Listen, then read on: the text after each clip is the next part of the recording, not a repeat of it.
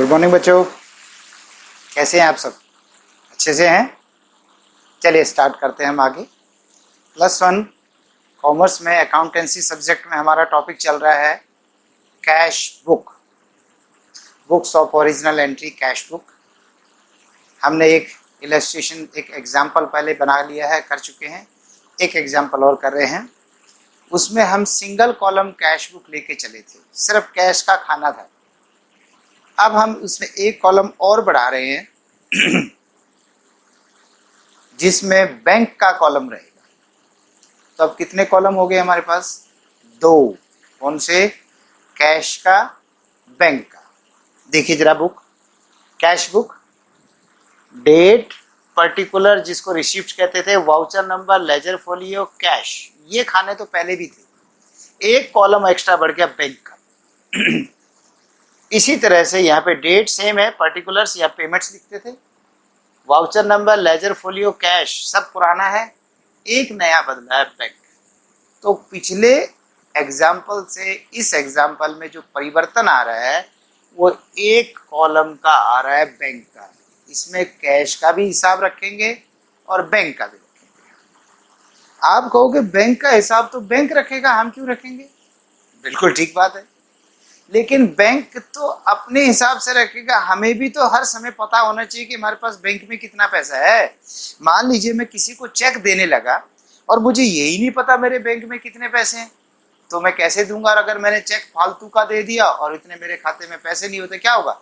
Check cancel हो जाएगा, dishonour हो जाएगा, मुझे उसका फाइन भी देना पड़ेगा, मेरी जो रेपुटेशन है वो भी डाउन जाएगी, और कई बार तो सजा भी है। तो इसलिए हमें प्रॉपर रिकॉर्ड रखना चाहिए। तो बैंक का ठीक है, बैंक रखेगा, मैं मानता हूं, लेकिन हम भी अपनी बुक्स में बैंक का हिसाब रखेंगे। और एक बात बताइए, बैंक में काम करने वाले जो व्यक्ति हैं वो भी तो गलती कर सकते हैं। चलो आप अपने आप से लगाओ बेटा, अगर आज आप में कोई कमी है, कोई आपको मेथड्स नहीं आता, और कल आपको जॉब मिल जाए, तो क्या उस दिन आ जाएगा? नहीं ना, है कि नहीं? इसलिए गलती तो कोई भी कर सकता है। चलिए स्टार्ट करते हैं आगे। Enter the following transactions in the books in the cash book with cash and bank column. जो कैश और बैंक खाने की बुक है उसमें करना है। सिंपल, जब भी कभी कैश बढ़े या बैंक बढ़े, इस तरफ, जब भी कभी कैश में कमी हो या बैंक में कमी हो, क्रेडिट साइड में, वहां डेबिट लिख दिया है, डेबिट, और ये क्रेडिट साइड, ठीक है। करें स्टार्ट। पहला पॉइंट है 20 मई को, 2020 मई, एक बार मैं 2020 लिख देता हूं, फिर मई और 1, यहां भी 2020 लिख देता हूं, मई, और फिर डेट तो मैं देख लूंगा, जो भी डेट जब आएगी तब उसी हिसाब से देख लेंगे। ठीक है भाई। Cash in hand 10,000। इससे जो पिछला क्वेश्चन किया था उसमें हमने शुरुआत ही ये करी थी कि बिजनेस स्टार्टेड। अब कि मैं स्टार्ट नहीं कर रहा, पुराना है, पिछला है, ये नहीं पता मुझे 1 साल से, 1 महीने से है, बस है पुराना। तो बेटा मेरे पास कैश इन हैंड है 10,000, 10,000 मेरे पास कैश है, और कैश एट बैंक है 30,000, 30,000 मेरे बैंक में।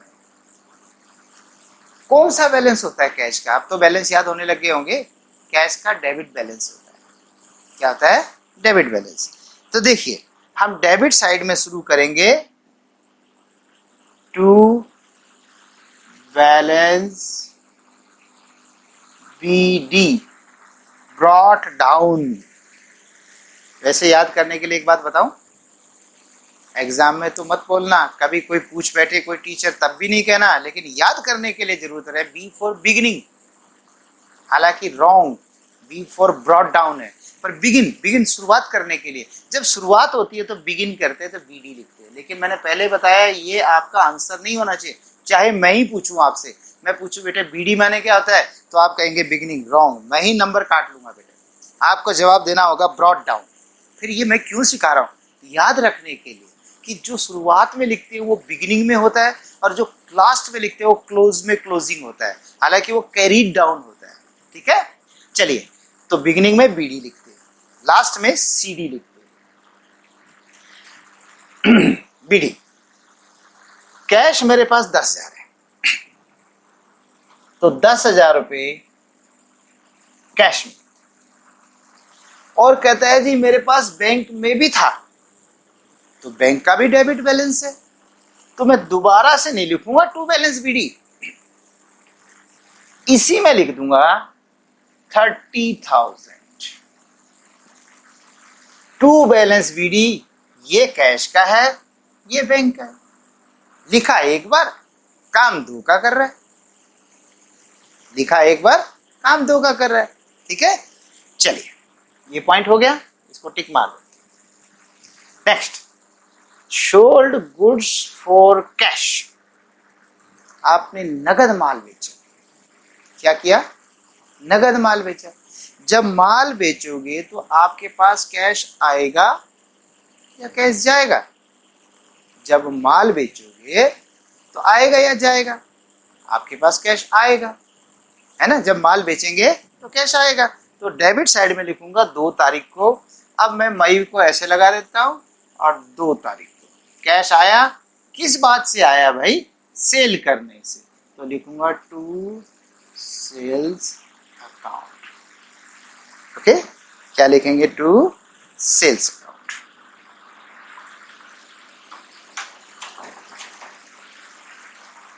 ठीक है बच्चों, कितना भाई? 20,000। तो कौन से खाने में लिखूं? मेरे पास पैसा कैश में आया, बैंक में आया? कैश में आया, तो कैश में आया तो कैश में बढ़ा दूंगा बस 20,000 रुपये। बोलिए, कैश में आया तो कैश में बढ़ाऊंगा, हो गया काम। Next, received a cheque from Suresh and immediately deposited into bank 5,000. Received a check from Suresh, Suresh से चेक मिला and immediately deposited into bank, और तुरंत इसे बैंक में जमा करवा दिया। सुरेश आया, हमने कहा पेमेंट, कहता है लो सर चेक लो। चेक ले लिए। चेक लेने के बाद उसी समय हमने अपने पीएन को कहा रामू फटाफट ये चेक बैंक में जमा कराया। भाई हमें तो तभी फायदा होगा जब हमारे बैंक में जाएगा। तो रामू ने तुरंत उठाई साइकिल और बैंक में जमा कराया। सर जमा करवा दिए। तो देखिए यहाँ पर रिसीव्ड हुआ, रिसीप्ट या पेमेंट हुआ? इस वक्त तो रिसीप्ट हो रहा है। तो रिसीप्ट हो रहा है तो यहाँ पे लिखेंगे 3 तारीख को। टू किससे मिला था? सुरेश से। टू सुरेश। अब ये बताइए, चेक मिला, चेक का क्या किया? बैंक में जमा करा दिया। तो कौन रिसीवर हुआ? कैश में बढ़ेगा या बैंक में बढ़ेगा? सीधी सी बात है, जब ये चेक बैंक में दे दिया तो ये पैसा बैंक में बढ़ेगा, और बढ़ेगा 5,000 रुपये। तो मैं 5,000 रुपये किसमें लिख दूंगा? बैंक में, कैश में नहीं, बैंक। ठीक है भाई, चले आगे। ये भी हो गया जी। Paid Naresh by cheque. Naresh आ गया, सर मेरी पेमेंट कर दो, आपने इतने दिन से हमारे पैसे नहीं दिए। भाई नरेश, भाई वास्तव में आपके नहीं दिए। चलो, नरेश को चेक काट के दे दिया। चेक बुक निकाली, उसमें भरा, पैसे भरे। कितने भरे? यहाँ पे पेड नरेश बाय चेक 15,000 रुपये, और नरेश को दे दिया। अब की रिसिप्ट हो रहा है या पेमेंट हो रहा है? आपकी बताओ। आपकी पेमेंट हो रहा है, तो पेमेंट साइड में लिखूंगा, और तारीख हो गई हमारी 4। ये मैंने पहले भी बताया था कि कोई जरूरी नहीं है सेम डेट आए, वो बीच में 2 बार भी रिपीट हो सकती है, और 2, 4, 5, 10 डेट भी बीच में मिस हो सकती है। तो 4 तारीख को by paid Naresh by cheque, तो बाई नरेश, ये नहीं नरेश। अब बताइए पैसे किस में कम होंगे? ये तो मुझे पता कम होंगे। कैश कम होगा या बैंक में कम होगा? क्योंकि हमने उसे चेक दिया है। क्या किया हमने? चेक दिया है। तो चेक दिया तो कैश कम होगा या बैंक में कम होगा? बेटे चेक ही तो दिया, तो पैसे वो चेक को लेके अपने बैंक में जाएगा, फिर वहां से उसका बैंक वहां से पैसे निकाल के उसके अकाउंट में डालेगा, तो मतलब बैंक से ही जाएगा पैसा। तो मैं बैंक में से कर दूंगा 15,000 रुपये, 15,000 रुपीज। ये टिक मार दो इसको, ये भी ठीक है भाई। नेक्स्ट, कैश परचेजेस, नगद माल खरीदा। नगद खरीदा, कैश आया कि गया? कैश गया। याद है ना, केवल वही एंट्रियां लिखनी है जिनसे कैश पे या बैंक पे इफेक्ट पड़े। जो उधार खरीदो उसकी एंट्री नहीं। हालांकि इस क्वेश्चन में उधार का नहीं है, लेकिन समझ तो गए ना। पर यहाँ तो नगद खरीदा है, तो कैश आया कि गया? गया। और तारीख कितनी होगी? 5। तो 5 मई को लिखेंगे बाई परचेजेस अकाउंट। और ये हो गया 25,000 रुपये का, तो 25,000 रुपये का। ठीक है, 25,000 बोलिए बेटा। ठीक, चल आगे चलते हैं। इसको करो ठीक। कैश में से गया ना, क्योंकि जब नगद खरीदोगे तो कैश जाएगा। अब 6 को, कैश डिपॉजिटेड इनटू बैंक। आपने बैंक में कैश जमा करा, कैश डिपॉजिटेड इनटू बैंक। ये पॉइंट अच्छा पॉइंट। कराएं, स्टार्ट करें। इसको समझने के लिए एक बार, ये हमारी कैश बुक है, यानी वी हम हैं यहाँ पे, और ये बैंक है। देखिए क्या,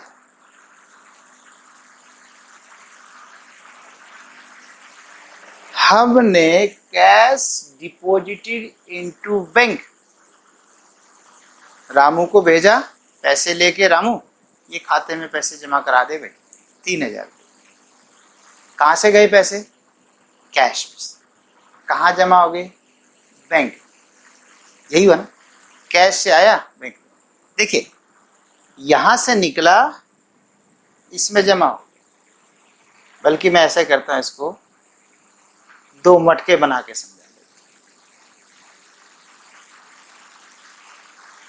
ये कैश है और ये कैश बुक है, ये बैंक है।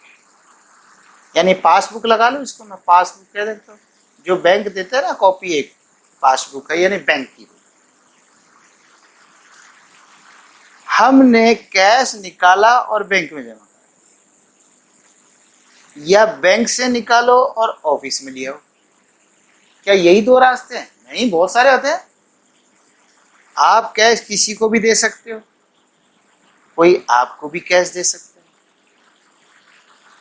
आप किसी को चेक दे सकते हो और चेक से पैसे दूसरे के घर जा सकते हो। आप चेक बैंक में से पैसे निकाल के और अपने घर ले जाओ, अपने घर, ये भी हो सकता है। कोई व्यक्ति सीधे हमारे खाते में भी जमा करा सकता है। ऐसे तो मैंने बहुत सारे रास्ते बता दिए। अब मैं मेन पॉइंट पर, अगर ये गौर करने की चीज, अगर बिजनेस में से पैसा बैंक में जाए, या बैंक में से पैसा बिजनेस में, बस ये, इसको बोलते हैं कॉन्ट्रा एंट्री। क्या कहते हैं इसको? Contra entry. थोड़ी देर में फिर समझाता हूं दोबारा, पहले मैं इसको करके दिखाता हूं। देखिए, कैश डिपॉजिटेड इनटू बैंक, आपने बैंक में कैश जमा कराया, कहाँ कम होगा? कैश। कहाँ बढ़ेगा? बैंक। कम करो, कहाँ बताया कम करने को? कैश। ये देखिए कम किधर होता है? इधर कैश में बढ़ता है, इधर कैश में कम होता है। तो यहाँ पे लिख दो ना, कितना बोला उसने? 3,000। ये कैश में कम कर दो। जब मैं यहाँ लिखूंगा तो मेरा कैश कम हो, चाहे मैं कुछ भी लिखूं यहाँ पर मुझे ये पता है कि 3,000 यहाँ लिख दिया तो 3,000 कैश कम हो गया। ठीक है, अच्छा। और कहाँ बढ़ेगा भाई? बैंक में बढ़ेगा। तो बैंक के खाने में तो इधर बढ़ना चाहिए, ना कि इधर। तो यहाँ बढ़ेगा तो यहाँ पे 3000 लिख दो। बेटे ऐसा जरूरी नहीं है कि बिल्कुल सीध में आना चाहिए, हो सकता है एक साइड करते करते यहाँ आ जाए, एक साइड ऊपर आए, इससे कोई चक्कर नहीं है। बस इतना पता है कि दोनों तरफ लिखना है। एक जगह क्या कम हुआ, कैश, तो हमने कैश कम कर दिया। दूसरी जगह क्या हुआ, कैश बैंक में बढ़ गया, बैंक में बढ़ा दिया। ठीक है, अब देखिए एक थोड़ा सा नियम याद रखना है, ये कौन से अकाउंट में लिखा है, बैंक में, कैश में नहीं लिखा। देखिए कैश तो ये खाली पड़ा, थोड़ी देर के लिए यहाँ डैश लगा देते, ठीक है, कैश तो यहाँ पे खाली पड़ा। कभी भी बैंक में बैंक नहीं लिखते, अकाउंट में, ये अकाउंट है ना या बुक है जो भी है, कैश में कैश नहीं लिखते, रामू में रामू नहीं लिखते, सुरेश में सुरेश नहीं लिखते, रावत में रावत नहीं लिखते। मान लीजिए मेरे पास एक डायरी है और उस डायरी में मैं सुरेश को पैसे देता हूं, तो मैं ये थोड़ा लिखूंगा रावत ने पैसे दिए। फिर मैंने किसी से पैसे लिए, मैंने कहा रावत ने पैसे लिए। एक दिन कुछ दिन बाद जब डायरी देखूंगा रावत ने लिए, रावत ने दिए, ये दिए किसने, दिए किसने। असली बात तो ये है, और मैं अपना नाम ना लिखूं, सुरेश से लिए, रमेश को दिए, अबे किसने लिए, दूसरी तरफ तो मैं ही हूँ, किसने दिए, दूसरी तरफ तो मैं ही हूँ, है कि नहीं। तो एक तरफ हमें, दूसरी तरफ कोई होगा जैसे। तो बेटा ये याद रखना है, कभी भी कैश में कैश नहीं लिखना, बैंक में बैंक नहीं लिखना। तो इस वक्त ये कैश नहीं है, इस वक्त ये बैंक है। देखिए बैंक चल रहा है ना, तो बैंक में आप जो है तारीख तो डालेंगे 6 तारीख और लिखेंगे 2। ये बैंक है ना, ये थोड़ी देर में एरो बना देता हूँ, हालांकि एरो भी नहीं बनाते हैं, समझाने के लिए कर रहा हूँ। 2 ये बैंक है, तो कभी भी बैंक में बैंक नहीं लिखना, क्या लिखना है, कैश अकाउंट। कुछ और लिखा जा सकता है, लेकिन यहाँ पर ये कॉन्ट्रा एंट्री है, इसमें यही तरीका होता है, आपको कैश लिखना। ठीक, और दूसरी तरफ देखें, दूसरी तरफ ये किस में लिखा हुआ है, कैश। देखो कैश में लिखा है, तो मुझे यहाँ पर तारीख तो लिखनी होगी 6, लेकिन यहाँ पे लिखूंगा बाई। कभी भी कैश में कैश नहीं लिखना, ये एरो नहीं लगाने, अभी याद करने के लिए लगा दे। कैश में कैश नहीं लिखेंगे तो बताओ क्या लिखूंगा, bank, by bank account. Yes, clear. इससे पहले जितनी एंट्री कर रहे थे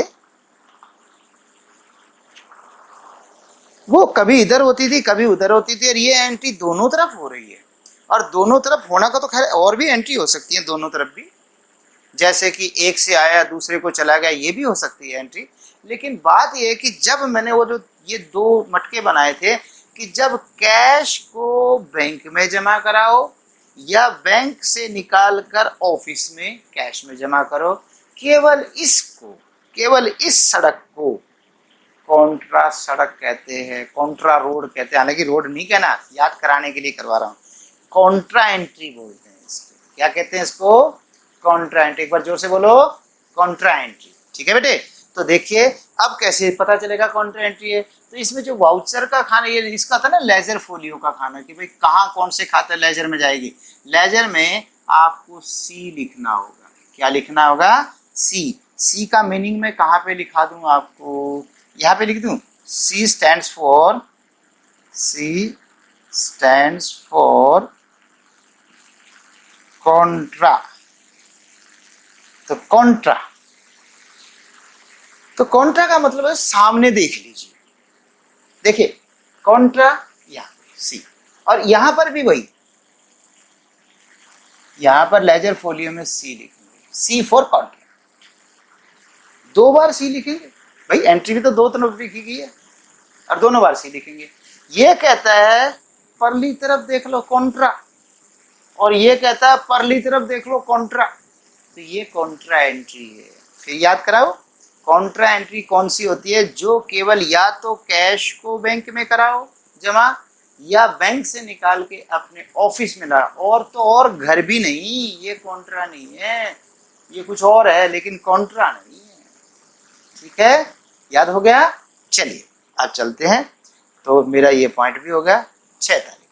अब 7 को कहते हैं withdrew from bank for office use. आपने बैंक से निकाल के ऑफिस यूज के लिए ले आई। ऑफिस के लिए, यानी ऑफिस यूज के लिए कैसे लाओगे, बैंक से निकलवाओगे और फिर आ जाके यहाँ रखोगे तिजोरी में, तभी तो ऑफिस यूज के लिए होगा। तो देखिए क्या हुआ, ये भी तो कॉन्ट्रा है, नहीं है? बैंक से निकाल के कैश में लाना या कैश से निकाल के बैंक में ले जाना, यही तो कॉन्ट्रा है। तो अब भी कॉन्ट्रा है, तो ये भी दो जगह होगी, लेकिन फर्क क्या है, अब की पैसे कहाँ कम होंगे, बैंक से निकाले कैश में जमा कराए तो कहाँ कम होंगे, बैंक में। तो बैंक का खाना मेरा ये है और रकम है आपकी 4000, तो मैं यहाँ पर 4000 यस। और कहाँ बढ़ेंगे, कैश में। तो ये रहा कैश का खाना, कैश के खाने में बढ़ा देंगे 4। और तारीख है ये 7 तारीख। 7 को कभी भी ये किस खाने में लिखा है, कैश में, बैंक में तो नहीं लिखा ना। तो कभी भी कैश में कैश नहीं लिखना, तो क्या लिखेंगे, टू बैंक अकाउंट, और क्या, कॉन्ट्रा एंट्री। फिर इधर वही तारीख 7 तारीख रहेगी, बाई, ये तो पता ही होगा, इधर 2 लिखेंगे, इधर बाई लिखते रहेंगे, बाई। और क्योंकि कौन से खाने में लिखा है, बैंक में, कभी भी बैंक में बैंक नहीं लिखेंगे, क्या लिखेंगे, कैश लिखेंगे, टू कैश अकाउंट और कॉन्ट्रा एंट्री। बताओ भाई, बहुत आसान है याद करना। क्या याद करना है, जहां कम होता है वो इधर लिखो, जिस खाने में बढ़ता है उधर लिखो। अगर इधर कैश के खाने में लिखा है तो कैश नहीं लिखना, बैंक लिखेंगे। अगर इधर बैंक के खाने में कम हुआ तो बैंक नहीं लिखेंगे, कैश लिखेंगे। और कॉन्ट्रा तो लिखेंगे, इसलिए होगी कॉन्ट्रा एंट्री। 2 कॉन्ट्रा एंट्री हो गई। उसके बाद 7 तारीख हो गई। 8 को received a cheque from Jaipal and immediately deposited into bank. आपको जयपाल से एक चेक मिला, पहले भी तो मिला था, and immediately deposited into bank, तुरंत बैंक में जमा करा दिया। तो आया कि गया, आया है। तो आया है तो इधर लिखेंगे। और तारीख हो गई 8, टू जयपाल। और क्योंकि चेक आया, मानता हूं, और तुरंत बैंक में जमा करा दिया, तो तुरंत करवा दिया, तो आप क्या करेंगे, तुरंत जमा करवा दिया है तो कौन से खाने में पैसे बढ़ेंगे, बैंक में। अब ये मत कहना सर बैंक में कहा तो यहाँ कैश लिखेंगे, ना भाई, ये कॉन्ट्रा नहीं है बेटा। कॉन्ट्रा तो एक तरफ से कैश जाए बैंक में या बैंक से जाए कैश में, ठीक है बेटे। चलिए, ये हो गया। अब देखिए 7 तारीख की एंट्री, इन्हें 8 की थी ना, या 8 की भी हो गई, रकम हो गई 7। अब 9 को लिखा है Jaipal cheque return by bank as dishonoured. Jaipal का जो चेक था बैंक ने वापस भेज दिया, डिसऑनर हो गया, उसके खाते में पैसे ही नहीं थे, कम थे, और बैंक ने कहा सॉरी ये तो डिसऑनर हो गया। तो अब जब मुझे पता चला कि ये तो डिसऑनर हो गया, तो मैं ये वाली एंट्री कैंसिल करूंगा। जब मैंने बैंक में पैसे बढ़ा दिए, कब बढ़ा दिए, बिना पैसे मिले, सोचा था मिल ही जाएंगे, बैंक में भेज दिया था, हमने कहा अब हम अपनी तरफ से फारिग हो गए कि चलो जमा हो गया तो हो ही जाएगा। और वैसे सच भी बताऊं तो लगभग 90% 95% लोगों के चेक तो जमा हो ही जाते हैं, पे हो ही जाते हैं। एक आधे व्यक्ति का चेक बाउंस होता है, डिसऑनर होता है, ये हो गया। तो बेटा अगर मैंने बैंक में पैसा बढ़ा दिया था 7000, और क्या बैंक में पैसे बढ़े हैं, नहीं, तो मुझे कम करने हैं। तो कम करना यूं नहीं है काटा कर दें या इसको रबड़ से मिटा दें, ना, ये तो अलाउड ही नहीं है, ना इसके ऊपर पेन चलाना, ओवर राइटिंग अलाउड नहीं है। हाँ एक काम करिए, इस तरफ 7000 लिख दो। अब जब आपने 7000 इधर लिखा, 7 इधर लिखा, तो 0 तो हो गया, नहीं, यानी फर्क तो नहीं रहेगा ना, तो फर्क खत्म हो जाएगा। तो यहां पर अब इसको तो मिटा दो बेटा।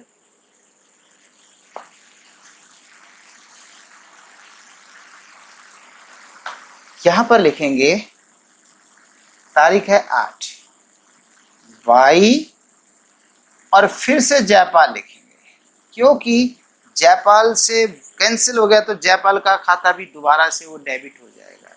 या आपको डेबिट समझ में ना आए कोई बात नहीं, इसको कैंसिल कर दीजिए, इधर टू जयपाल इधर बाई जयपाल, बिल्कुल सेम, सामने कोई चक्कर नहीं है ऐसा। वो तो बाई दी ये साइड इतनी दूर होती, ये कम होती, तो भी मैं करता।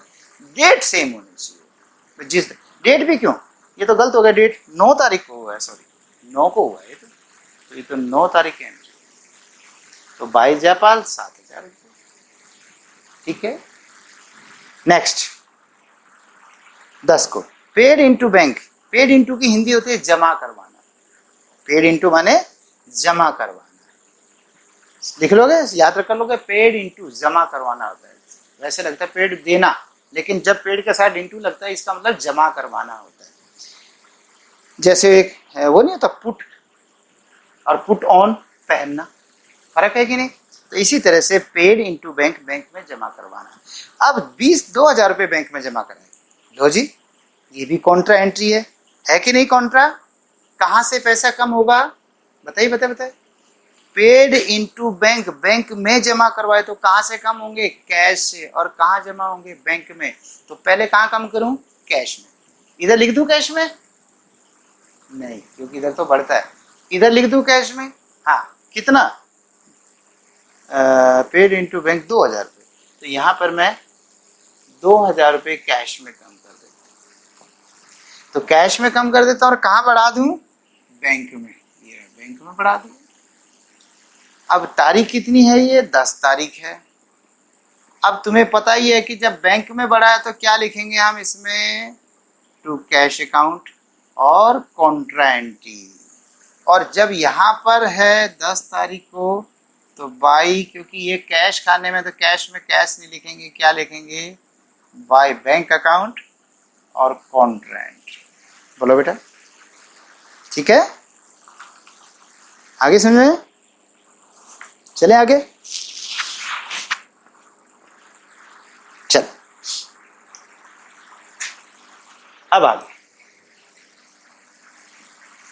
11th, received a check from Vinod rupees 8,000 but deposited it on next day, that is on 12th May। 11 तारीख को आपको चेक मिला फ्रॉम विनोद, ठीक है, और उसे आपने नेक्स्ट डे जमा कराया। जब क्लियर लिखा है, ये थोड़ा याद रखने की चीज है, जब क्लियर लिख दिया, चेक मिला और अगले दिन जमा कराया या 3 दिन बाद कराया या कभी कराया, अगर सेम डेट को चेक जमा नहीं करवाया, एक बार इसके बारे में थोड़ा गौर करना पड़ेगा। याद करो जर्नल एंट्री, जब हमें यहाँ चेक किससे मिला, फ्रॉम विनोद, विनोद से चेक मिला, ओके, और हमने उसे उसी दिन जमा नहीं कराया, तो जरा एंट्री देखें, चेक इन हैंड। जब किसी से चेक मिलता था तो चेक इन हैंड लिखते थे, और टू नाम हो गया उसका फ्रॉम विनोद टू विनोद। ये तारीख होगी 11 मई को। तो देखो कौन कौन से खाते बनेंगे, चेक इन हैंड और विनोद का, ना कैश का ना बैंक का। तो ये एंट्री इसमें नहीं जाएगी, तो कहाँ जाएगी, ये जाएगी जर्नल प्रॉपर में, जर्नल प्रॉपर में, क्योंकि अब उसका नाम तो जर्नल रहेगा नहीं।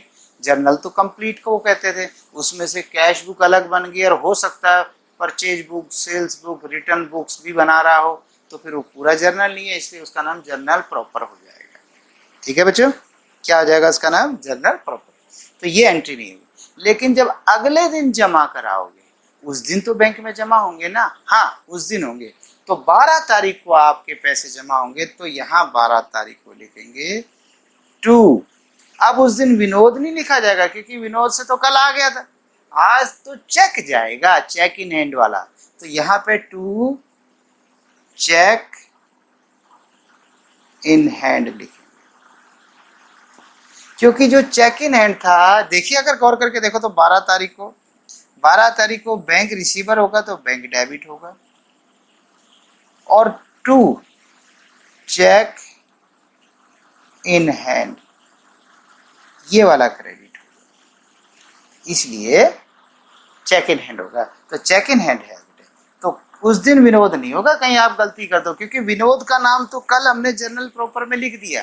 अब दोबारा लिखेंगे तो क्या हो जाएगा, ये वो बात होगी, कोई आदमी एक बार पैसे दे गया, मैंने लिखा 10 गया, कल फिर लिख दूं 10 दे दिया, तो ये तो 20 हो गया, और एक दिन और लिख दूं तो 30 हो गया। दिए उसने 10,000 और मैं कह दूं आपके 30,000 आ गए, हमने तो उसकी मौज कर दी। तो ये थोड़ा ध्यान रखना है, ठीक है बेटे, तो ये करना है।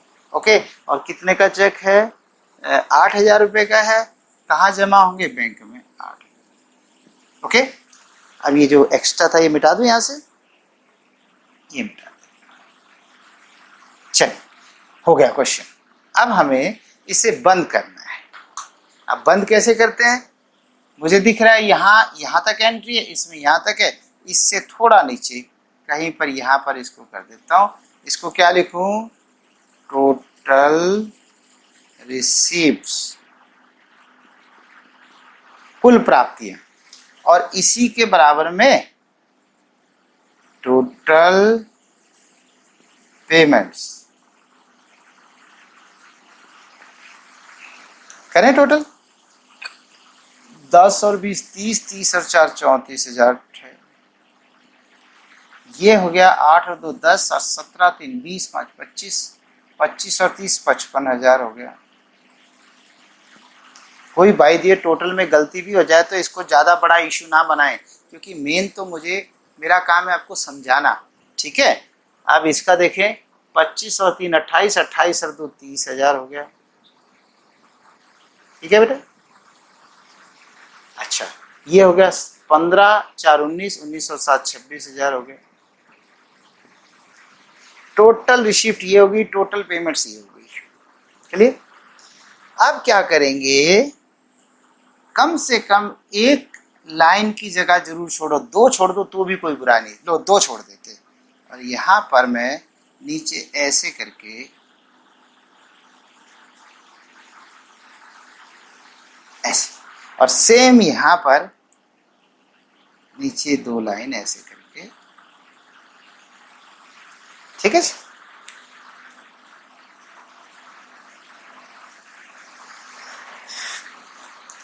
पहले कैश का देखते हैं। कैश इधर 34 है, इधर 30, जो भी ज्यादा हो वो लिखना है, चाहे इधर ज्यादा हो चाहे इधर।